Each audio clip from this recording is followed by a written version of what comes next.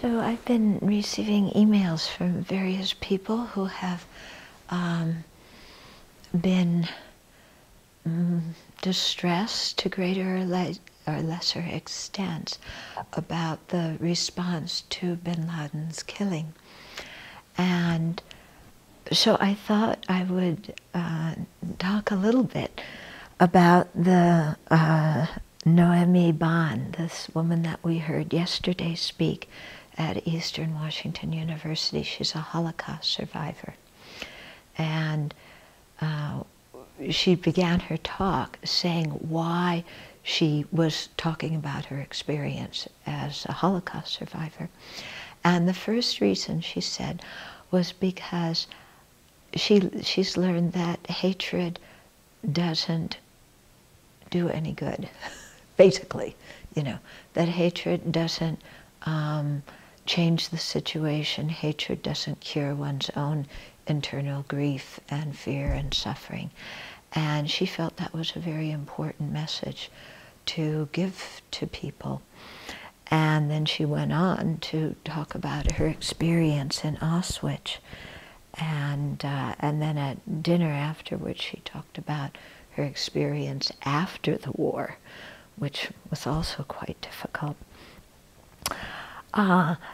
And so relating this to the situation with bin Laden, hatred doesn't cure anything.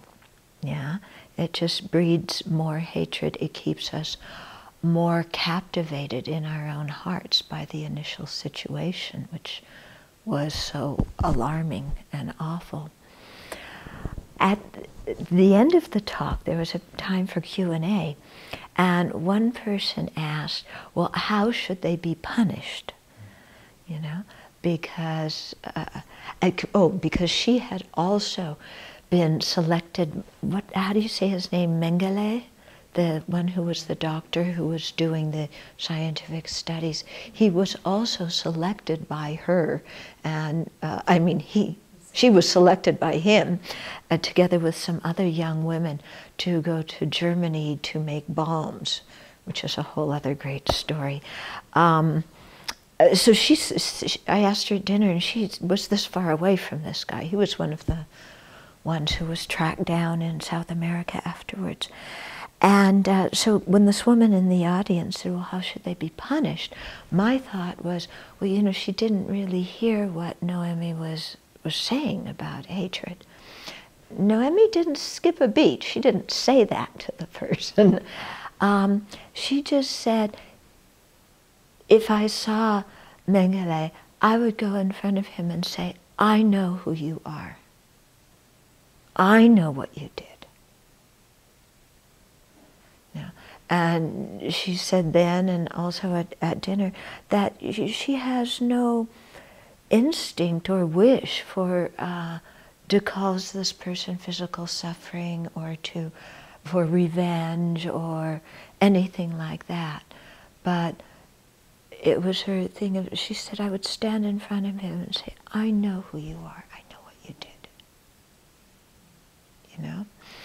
And so I would have liked to have discussed with the person who asked the question afterwards what she thought of that answer. But this is a similar kind of situation. If you see somebody like bin Laden who has done such grievous harm to so many people, how to approach it without wanting revenge, without wanting to inflict suffering, and yet still calling for accountability. Yeah.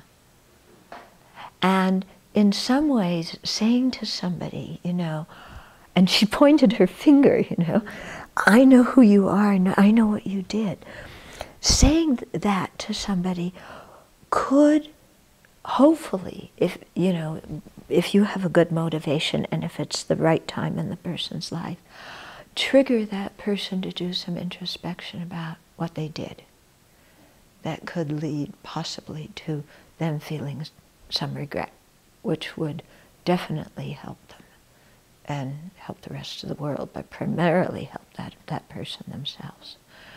So I think, applying what she said to the current situation is very, very helpful. You know, again, in keeping people's minds steady and not falling into revenge, hatred. You know, when the president today, or yesterday, whenever it was, he said he wasn't going to reveal the pictures of bin Laden's body, I thought that was actually a good choice, because it would just stir people up way too much and cause more bad feelings, you know, and put the country in greater danger. But he said, we don't need to spike the football. Yeah. So, you know, spike the football. One of the reports said, explain what it means, because I didn't understand what it means either. It's apparently when you score a touchdown, sometimes to really emphasize, I got the touchdown, you take the ball and you slam it in the ground, you know, like that. So, you know, he was saying, kind of, we don't need to gloat about this. We don't need to rub it in. Yeah. Because again, what good does that do for our own minds, and what good does it do to create some situation for future reconciliation? Not that that reconciliation is going to happen sometime soon, but at least not to build more walls to it.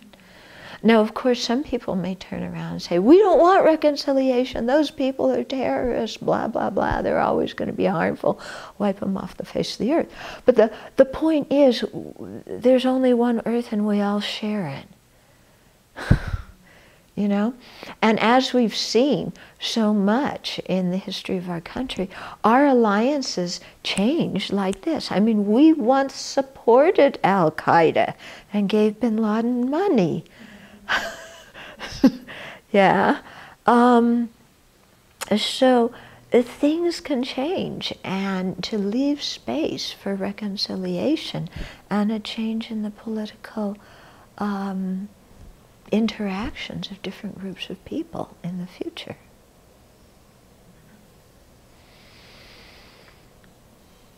Okay. And you know, I think about the grief of the relatives and friends who have had, you know, their relatives and friends killed, not only in 9/11, but also so many other terrorist attacks. And I think I would propose, as a way for healing that grief, to really think of that person's good qualities, and then talk about that person's good qualities, and emphasize that person's good qualities and how they develop them, and do that to children, to encourage children to emulate the good qualities of other people, you know, and that would be a powerful tool to make the world much better, you know, and a way, I think, for those people to feel that the death of their loved one is now serving, some tragic as it was, can be transformed into something beneficial. You know, if one other child learns, you know, not to hate or not to seek revenge, then wow, that's a lot of suffering avoided for a lot of people. And I think that is a better way to heal one's own grief. Mm-hmm.